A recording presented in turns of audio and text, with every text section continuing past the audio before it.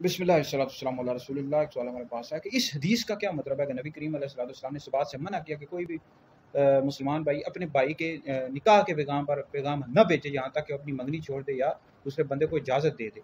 देखिए बुखारी शरीफ में हदीस मौजूद है कि नबी करीम अलैहिस्सलाम ने इससे मना किया कि कोई भी मुसलमान अपने मुसलमान भाई के निकाह के पैगाम न भेजे।